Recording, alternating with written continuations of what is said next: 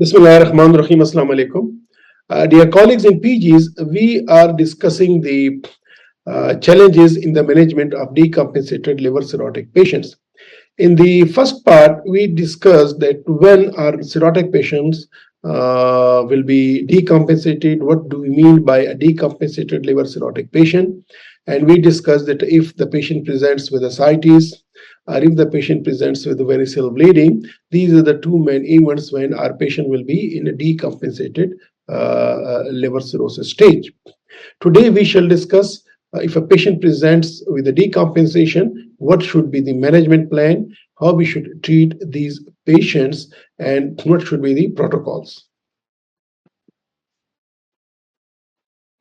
So we are in the second part of our discussion on the challenges in the management of decompensated liver patient. In the first part, we discussed what is the decompensated liver patient. So this is the history which I already told you, that a patient who presented to us, 47 years old man who presented with recurrent episodes of hematemesis and melena for one day. He was drowsy, pulse was 110, BP was 90/50, temperature 102, and he was mildly jaundiced. Past history of cholecystectomy 13 years ago, when he was found to be anti-HCV positive by ELISA. He's diabetic and hypertensive and goes to his doctor whenever any problem arises. His previous medical record shows that mildly coarse echo pattern of his liver with mild splenomegaly on ultrasound done at the time of his cholecystectomy. His PCR has never been checked. On examination, he's comatose, jaundiced, anemic man with clinically moderate ascites. Abdominal ultrasound done showed small shrunken liver, dilated portal vein, splenomegaly of 18 centimeter, splenic varices, moderate ascites, and 3.4 centimeter SOL in his right lobe of liver. No, he was admitted to HDU. Protocol of comatose patients initiated, stabilized hemodynamically, started on IV broad spectrum antibiotics, terlipressin with close cardiac monitoring for any possible ischemia ensured, proper bowel emptying with transfused 2 units of peak cell volume. Next day, the EGD done, the three columns of moderate to large esophageal varices with EGV1 were noted and no active bleeding, but esophageal varices showing ERS. EVBL was done. Patient stabilized over next 8 days, discharged on diuretics, carvedilol, lactulose, rifaximin, and oral antibiotics. Advised to come after 4 weeks for follow-up. Dear colleagues, these points which are highlighted, which are shown in red, admission to HDU, protocol of comatose patients, then IV broad spectrum antibiotics, terlipressin, proper bowel emptying, the packed cell volume, and then the EVBL. These are the steps which are done in these patients, which were used for the managing these patients. Now we shall see that what is the protocol of treating decompensated liver cirrhotic patients. A patient who is decompensated, it's a teamwork. You need, of course, a hepatologist to assess the liver status, to assess the problems present, the challenges present, which complication, which decompensation the patient has presented. Either it's the variceal bleed, it is ascites, or the patient has hepatorenal syndrome, is this infection, what the decompensation event has. Then the endoscopist, the patient, if the patient is presented with a variceal bleed or hematemesis and melena, then of course the endoscopist has a role, and of course the doing procedures. At times you may need interventional radiologist in treating such patient if this is the refractory bleed, if this is the even refractory ascites, or sometimes when it's even a tumor. So interventional radiologist has got a vital role here Intensivist, if you admit a patient to the HDU, then the role of intensivist is there, because now it's a metabolic patients. It's a metabolic, hemodynamically, metabolically deranged patients, decompensated patient. The decompensation is not only in the circulatory system, it's in the metabolism as well. And then, of course, the hepatobiliary surgeon at times that may be needed. And last but not the least, the supportive team, the nursing, the paramedical staff, everyone. So it's really a teamwork where all these healthcare workers, they are required, either all or few of them or one by one. But as management of decompensated chronic liver disease patient is really a multidisciplinary team approach should be applied here. And remember, managing of such patient has got three levels. The very basic first level is to treat the primary decompensation.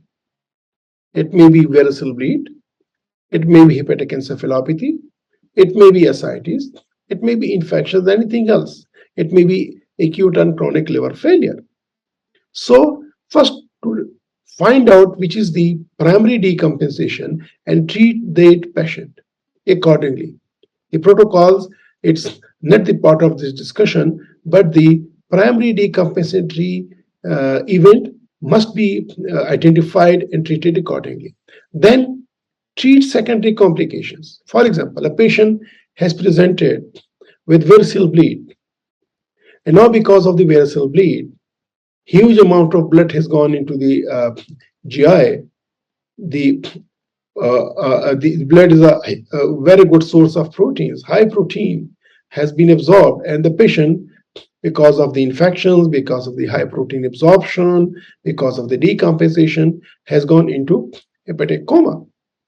So hepatic coma may come. Patient was having ascites, and the SBP can happen. The ascites can become infected. So patient may have presented with one complication, and even in the hospital stay or very soon, another decompensation may have happened. The patient is comatose. You admitted a patient in the HDU. The patient may aspirate. This is another complication. The patient may aspirate there. So the aspiration may be another. The aspiration pneumonia may be another complication. The secondary complication, not the primary complication. So the first is to identify the primary decompensation and treat that, then to treat the secondary complications which has happened, and the third level is prevent tertiary complication. For example, a patient presented with upper GI bleed, and the patient within few hours developed the hepatic coma as well, and you admitted the patient to HDU. They would like that the patient should not aspirate. So all these three levels must be taken care properly. And if you concentrate only on one component, if you forget about treating secondary complications or preventing tertiary complications, you will not get the results. So the management of decompensated liver cirrhotic patient means to address each and every level, treat primary decompensation, treat secondary complications, and prevent tertiary complications. So this is the whole protocol of a decompensated patients who you have admitted with you for the management. So the acute event, as I said before, it has got three main aspects. One is the treat the primary decompensation. It may be one, it may be multiple, more than one. Then treat secondary complications if they have happened, and then prevent the tertiary complication. Once you treat that acute event and the patient is stabilized, and you want to discharge this patient, as in the case history when the patient was discharged, your aim is to give the secondary prevention of the future events. And this will be the secondary prophylaxis and primary prophylaxis. For example, if this patient has presented for the first time with upper GI bleed, so when we discharge that patient, the secondary prophylaxis of variceal bleed will be given, and that has been given. And of course, to prevent the this patient has the ascites, but if the patient has not got ascites, to prevent the ascites, if the patient has not developed the hepatic encephalopathy, to prevent that hepatic encephalopathy, keeping them on the long-term lactulose and advising them to avoid the constipation and to advising them to avoid the hepatotoxic drugs. So all these, they come into the primary prophylaxis of those complications which have not appeared yet. So this is important. So this is the second step, is of course to prevent the future complications.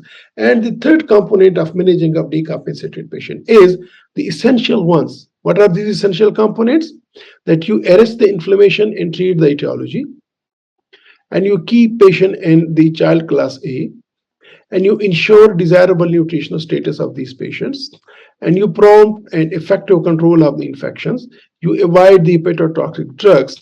These patients should be on the survival of the HCC by, depending upon the liver status, by coming 3 monthly, 6 monthly visits and doing the ultrasound and alpha fetoproteins. And of course, you vaccinate these patients against hepatitis B and preferably the influenza vaccine and hepatitis E vaccine. So if a patient has presented to you as a decompensated patient, and we discussed what is a decompensated patient, then the management is management of the acute event, and that acute event management has got three main components: treat the primary decompensation, treat secondary complications, and prevent tertiary complication. And once the patient is stabilized and you discharge the patient, your management should include secondary prophylaxis of the complication of the decompensatory event which made the patient to get admitted, and to prevent the further complications or additional complications, that will be primary prophylaxis.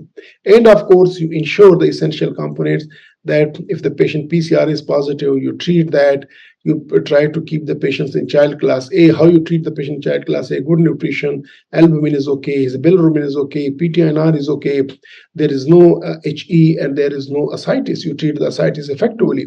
And of course, if nutritional status should be very good, and there should be prompt and effective control of any infections. Hepatotoxic drugs should be avoided, and the HCC surveillance should be there, and these patients must be vaccinated. So this ends our second part of the discussion. In the third component, we will see what are the complications, challenges in the management of such patients, and how to overcome these challenges. Khuda Hafiz.